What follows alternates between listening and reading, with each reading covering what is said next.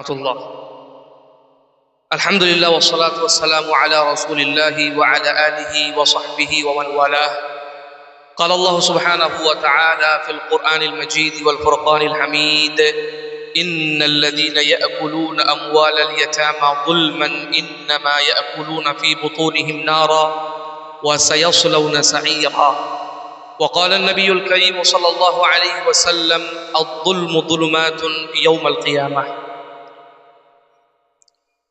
স্টেজে উপবিষ্ট ওলামায়ে কেরাম, সামনে বসে থাকা অত্র মাদ্রাসার প্রাণপ্রিয় ছাত্রবৃন্দ, যেই বিষয়বস্তুর উপরে আমাকে আলোচনা করার জন্য আহ্বান জানানো হয়েছে সেটা হচ্ছে উত্তরাধিকার বন্টনে খৌফে খোদা, আল্লাহ ভীরুতার গুরুত্ব এবং তার প্রয়োজনীয়তা। আমাদের সকলকে আল্লাহ সুবহানাহু ওয়া তাআলার শুকরিয়া আদায় করা উচিত যে আল্লাহ সুবহানাহু ওয়া তাআলা ইসলামের মতো এত সুন্দর একটি ধর্মের আমাদের অনুসারী বানিয়েছেন, যেই ধর্ম এত সুন্দর যে তার সৌন্দর্যের চর্চা যদি করা যায় তাহলে পুরো রাত শেষ হয়ে যাবে, কিন্তু মাহাসিনে ইসলামের লিস্ট শেষ হবে না। ইসলামের সৌন্দর্যের দিকের মধ্য থেকে একটি অন্যতম দিক হচ্ছে যে ইসলামের মধ্যে যাবতীয় সমস্যার সমাধান নিহিত রয়েছে। জীবনের প্রত্যেকটি ক্ষেত্রে, প্রত্যেকটি মুহূর্তে যখন মানুষ কোনো সমস্যার সম্মুখীন হয় তার সমাধান ইসলামের মধ্যে নিহিত রয়েছে। বরং আপনি আশ্চর্যচকিত হবেন এই কথা জেনে যে শুধুমাত্র মানুষ জীবনেই নয়, মানুষের মৃত্যুর পরেও ইসলাম তার ছেড়ে যাওয়া ধন সম্পদের মধ্যে যাতে কোনো সমস্যা না হয় তার জন্য সুষ্ঠু এবং বলিষ্ঠ সমাধান ইসলাম আমাদের বাতলে দিয়েছে। আজকের এই প্রোগ্রাম ইসলামী নিজামে ওয়ারাসাত, ইসলামের উত্তরাধিকার ব্যবস্থাপনা নিয়ে যে আমরা আলোচনা করছি এটা কিন্তু তার সাথে সম্পর্কিত। আমরা জানি ইসলাম আমাদের শিখিয়েছে ধন সম্পদ এটা অত্যন্ত গুরুত্বপূর্ণ জিনিস। মানুষ যখন জীবন যাপন করবে, জীবন যাপন করতে ধন সম্পদ টাকা পয়সার প্রয়োজন, কিন্তু ইসলাম আমাদের শিখিয়ে দিয়েছে, নীতিমালা আমাদের দিয়ে দিয়েছে যে এই ধন সম্পদ যখন আমরা উপার্জন করব সেটা যাতে বৈধ পন্থায় হয়, বৈধ পদ্ধতিতে হয়, এবং অর্জন করার পরে, উপার্জন করার পরে যখন আমরা সেটাকে ব্যয় করব তখনও যাতে সেটা বৈধ এবং হালাল পদ্ধতি হয়। যেমনটা হাদিসের মধ্যে বর্ণিত হয়েছে, রাসূলুল্লাহ সাল্লাল্লাহু আলাইহি ওয়াসাল্লাম বলেন, লা তাজুলু কদাম ইবনি আদম ইয়াউমাল কিয়ামাতি মিন ইনদি রাব্বি হাত্তা ইউসআল আন খামস। কিয়ামতের দিনে ততক্ষণ পর্যন্ত কোনো বান্দার পা আল্লাহ সুবহানাহু ওয়া তাআলার নিকট থেকে সরবে না যতক্ষণ পর্যন্ত না তাকে 5টি প্রশ্ন করা হয় এবং সে তার উত্তর দেয়। সেই 5টি প্রশ্নের মধ্যে 2টি প্রশ্ন হবে তার ধন সম্পদ সম্পর্কে, যেমনটা রাসূলুল্লাহ সাল্লাল্লাহু আলাইহি ওয়াসাল্লাম বলেন, ওয়া আন মালিহি মিন আইনা ইকতাসাবাহু ওয়া ফীমা আনফাকাহু। সেই বান্দাকে জিজ্ঞাসা করা হবে তার ধন সম্পদ সম্পর্কে, কোথা থেকে তুমি উপার্জন করেছিলে এবং কোথায় তুমি ব্যয় করেছিলে। ধন সম্পদ অত্যন্ত গুরুত্বপূর্ণ জিনিস। এই জন্য আমরা দেখি যে মানুষ যখন মরে যায়, যেই ধন সম্পদ টাকা পয়সা ছেড়ে গিয়েছে, যাকে তারিকা বলা হয়, সেই তারিকা সম্পর্কিত ইসলাম আমাদের বিধান দিয়েছে। মানুষ মরে গিয়েছে কিন্তু যেই টাকা পয়সা, ধন সম্পদ, মাকান আর যা কিছুই সে এক কথায় প্রপার্টি ছেড়ে গিয়েছে সেটার বন্টনের বিধানও ইসলাম আমাদের দিয়েছে এবং আমাদের খাত বলে দিয়েছে যে একজন মানুষ মরে গেছে, টাকা পয়সা ধন সম্পদ ছেড়ে গিয়েছে, জমি জায়গা ছেড়ে গিয়েছে, তার হচ্ছে 4টি খাত। সর্বপ্রথমে তার কাফন দাফনের ব্যবস্থা সেই টাকা পয়সা থেকে করতে হবে। দ্বিতীয় নম্বরে সে যদি ঋণ ছেড়ে যায়, কর্জ ছেড়ে যায়, কারো কাছ থেকে টাকা নিয়েছিল এখন পর্যন্ত পরিশোধ করতে পারেনি, তাহলে ইসলাম আমাদের শিখিয়ে দিয়েছে যে যেই ব্যক্তি মারা গিয়েছে, পিছনে টাকা পয়সা ছেড়েছে, তার মধ্যে 3য় নম্বরের অধিকার হচ্ছে সেখান থেকে তার ঋণ পরিশোধ করতে হবে।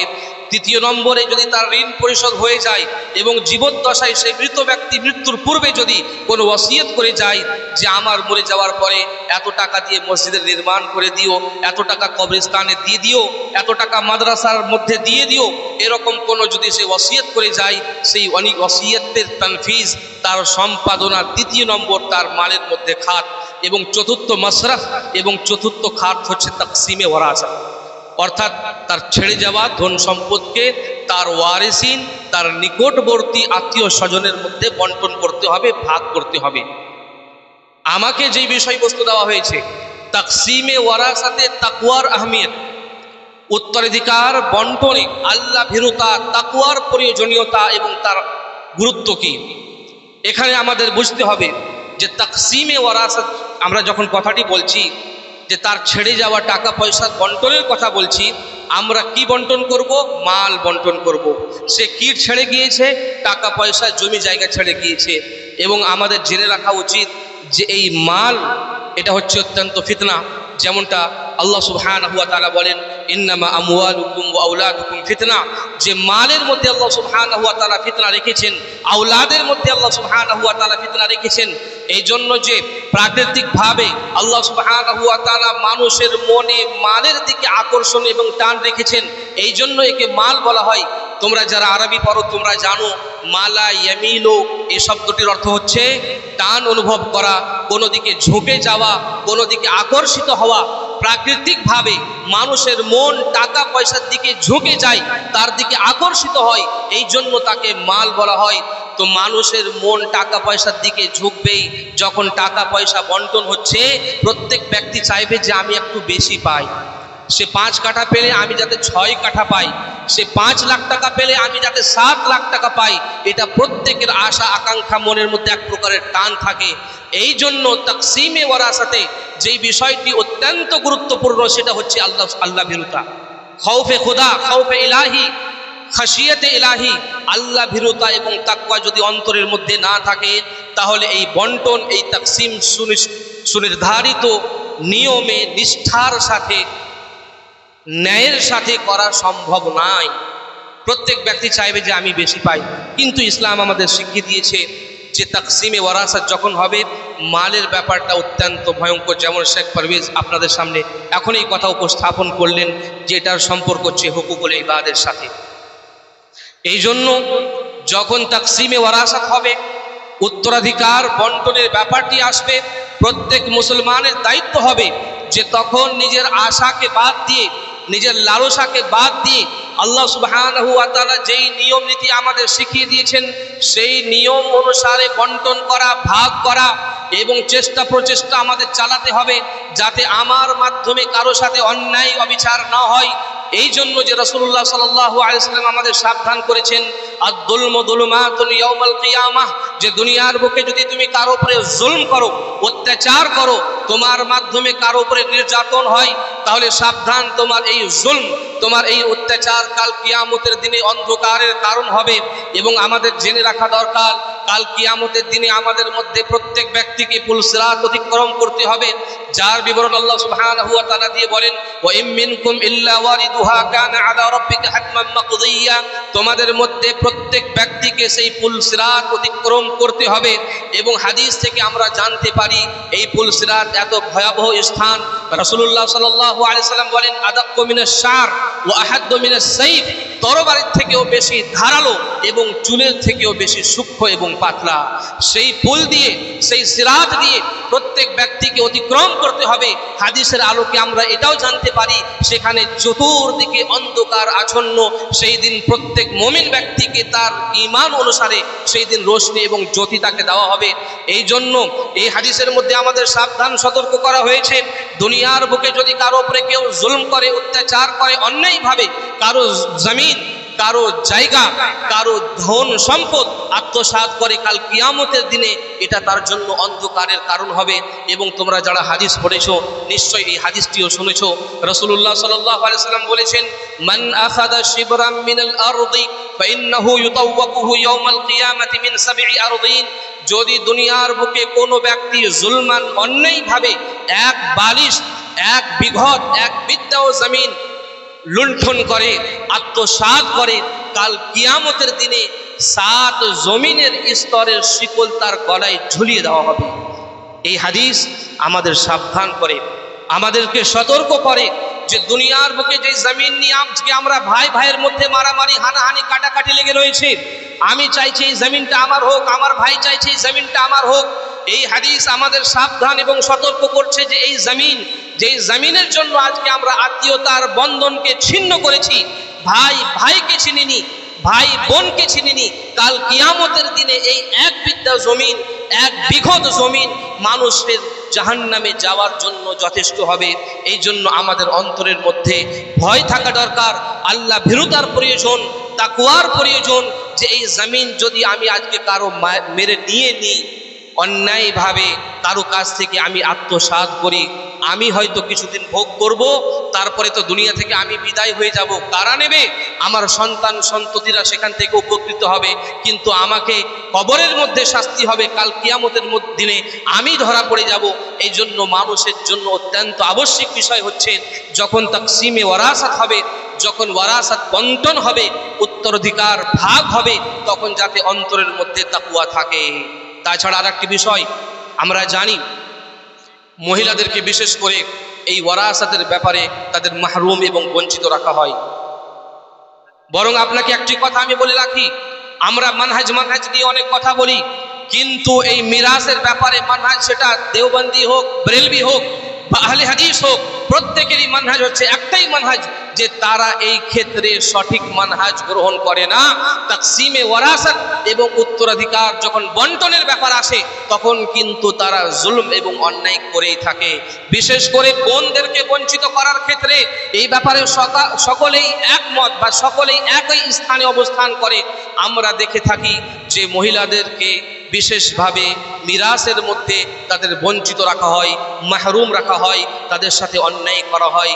ছেলেরা, ভাইয়েরা যা বাবা মা ছেড়ে গিয়েছে সেটাকে তারা আত্মসাৎ করে, কিন্তু মেয়েদেরকে বা বোনদেরকে তারা দিতে ইচ্ছুক নয়। বাবা মারা গেল, জমি জায়গা ছেড়েছে, টাকা পয়সা ছেড়েছে, ধন সম্পদ ছেড়ে গিয়েছে, ছেলেরা পাবে, মেয়েরাও পাবে। লিররিজালি নসীবুম মিম্মা তারাকাল ওয়ালিদানি ওয়াল আকরাবুন ওয়ালিন্নিসাই নসীবুম মিম্মা তারাকাল ওয়ালিদানি ওয়াল আকরাবুন মিম্মা কাল্লা মিনহু আও কাসুরা নসীবাম মাফরুদা। সুস্পষ্ট আল্লাহ সুবহানাহু ওয়া তাআলার ঘোষণা, যা কিছুই বাবা মা আত্মীয় স্বজন ছেড়ে গিয়েছেন, সেটা কম হোক বেশি হোক, প্রত্যেকের জন্য সুনির্দিষ্ট একটি ভাগ রয়েছে। আল্লাহ সুবহানাহু ওয়া তাআলা ছেলেদেরকেও ভাগ দিয়েছেন, মেয়েদেরকেও ভাগ দিয়েছেন, ভাইদের জন্য ভাগ রেখেছেন, মহিলাদের মেয়েদের জন্য, বোনদের জন্য ভাগ রেখেছেন। কিন্তু আমরা সমাজের মধ্যে ভয়ঙ্কর দৃশ্য এটা দেখি যে বাবা মা মারা গিয়েছে, জমি জায়গা ছেড়ে গিয়েছে, ভাইরা সেটাকে নিয়ে নেয়, ছেলেরা সেটাকে আত্মসাৎ করে, বোনদেরকে বঞ্চিত এবং মাহরুম রাখে। এখানে আমাদের ভাবতে হবে যে এক বিঘত জমিন, এক বিঘা জমিনও যদি আমরা সেখানে অন্যায়ভাবে নিয়ে নিই, তাহলে কাল কিয়ামতের দিনে সে সম্পর্কে আমাকে জিজ্ঞাসাবাদ করা হবে, সে সম্পর্কে আমাকে জিজ্ঞাসাবাদ করা হবে এবং আমাকে তার উত্তর দিতেই হবে। এই জন্য মহিলাদের ক্ষেত্রে আমাদের আরও বেশি আল্লাহ সুবহানাহু ওয়া তাআলার আল্লাহ ভীরুতার প্রয়োজন, যাতে আমরা সঠিকভাবে তার বন্টন করতে পারি। এরকমভাবে ইয়াতিমদের ক্ষেত্রেও অনেক ক্ষেত্রে দেখা হয়, ইয়াতিমের যারা অভিভাবক তারা কিন্তু ইয়াতিমদেরকে পুঙ্খানুপুঙ্খভাবে তাদের অধিকার বুঝিয়ে দেয় না, যেহেতু তারা অসহায় হয়, ছোট হয়, বুদ্ধি থাকে না। এই জন্য যারা তার অভিভাবক গার্জেন, তারা সেখান থেকে অনেক কিছু লুকিয়ে গোপনীয়ভাবে নিজের নামে করে নেয় এবং তাকে বঞ্চিত রাখে, তার উপরে জুলুম করে, অত্যাচার করে। এ সম্পর্কে আমাদের জেনে রাখা উচিত।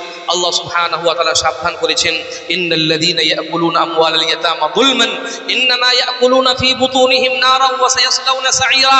যে শুনো, যারা ইয়াতিমদের মাল অন্যায়ভাবে আত্মসাৎ করে, গিলে ফেলে, তারা প্রকৃতপক্ষে ইয়াতিমদের ধন সম্পদ খাচ্ছে না, তারা জাহান্নামের আগুন খাচ্ছে এবং অচিরেই তারা জ্বলন্ত এবং ফুটন্ত আগুনের মধ্যে প্রবেশ করবে।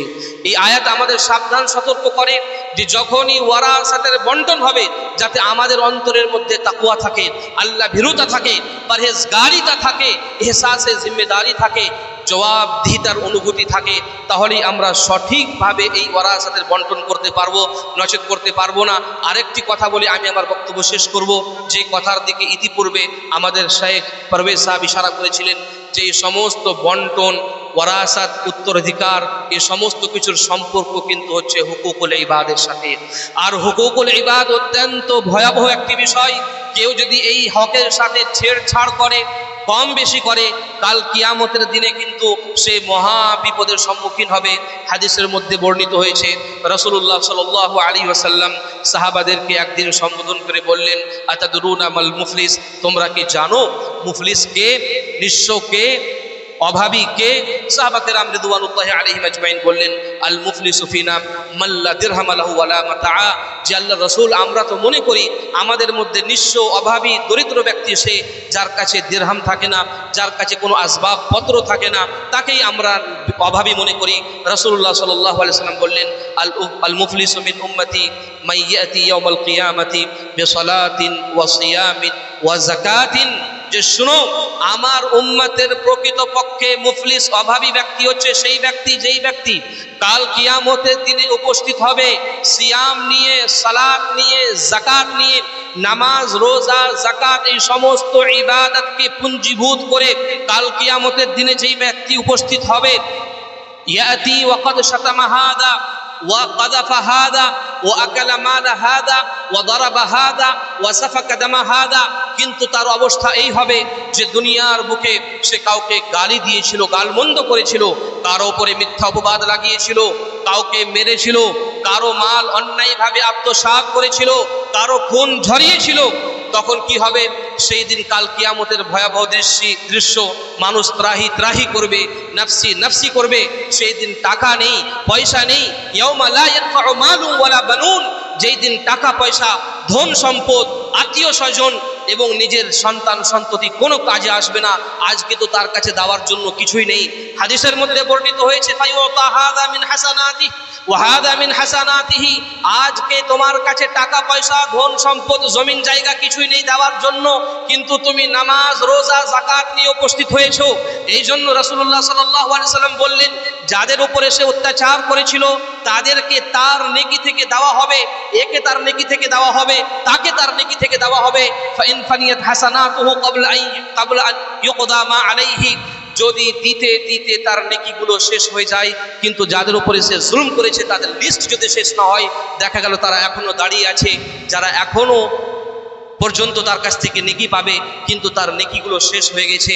হাদিসের মধ্যে বর্ণিত হয়েছে রাসূলুল্লাহ সাল্লাল্লাহু আলাইহি সাল্লাম বলেন, উখিদা মিন খাতায়াহুম ফাতুরিহাত আলাইহি সুম্মা তুরিহা ফিন নার। করার কিছুই নেই, নেকি শেষ হয়ে গেছে তার কাছে। এই নামাজ, রোজা, যাকাত যা সে নিয়ে এসেছিল সেটা শেষ হয়ে গেছে। তাহলে এখন করতে কি হবে? আল্লাহর পক্ষ থেকে আদেশ হবে, তোমরা যেই সমস্ত গুনাহ করেছিলে সেই গুনাহগুলো আজকে বের করো। সেই গুনাহগুলো সেখান থেকে উঠিয়ে এই ব্যক্তির ঘাড়ে চাপিয়ে তাকে জাহান্নামের মধ্যে নিক্ষেপ করা হবে। এই ব্যক্তি হচ্ছে আমার উম্মতের মধ্যে অভাবী ব্যক্তি। এই হাদিস আমাদের বাতলে দেয়, এই হাদিস আমাদের চোখ খুলে দেয় যে একজন ব্যক্তি যদি তার নামাজ ঠিক থাকে, তার রোজা ঠিক থাকে, তার ইবাদত ঠিক থাকে, ইবাদতের জগতে যথেষ্ট পরিশ্রমী যদি সে হয়, কিন্তু হুকুকুল ইবাদতের ব্যাপারে যদি সে সতর্ক সাবধান না থাকে, কাল কিয়ামতের দিনে সে ছাড় পাবে না। এই জন্য ইসলামী নিজামে ওয়ারাসাত, যেই বিষয়ে আজকে আমাদের কনফারেন্স সংগঠিত হতে চলেছে, এই বিষয়টি অত্যন্ত গুরুত্বের অধিকারী। আমাদের বুঝতে হবে যে এই জমি জায়গা, যার জন্য আজ ভাই ভাইয়ের মধ্যে দ্বন্দ্ব, এই মারামারি, হানাহানি, কাটাকাটি, এই সমস্তকে আমাদের বর্জন করে সঠিক সুষ্ঠু নিয়মে আমাদের যে যা পাই তার অধিকার তাকে বুঝিয়ে দিতে হবে, নচেত কাল কিয়ামতের দিনে মহা বিপদ আমাদের প্রতীক্ষায় রয়েছে। আল্লাহ সুবহানাহু ওয়া তাআলা আমাদের বুঝার তৌফিক দান করুন। আমিন। ওয়া আখিরু দাওয়ানা আলহামদুলিল্লাহি রাব্বিল আলামিন।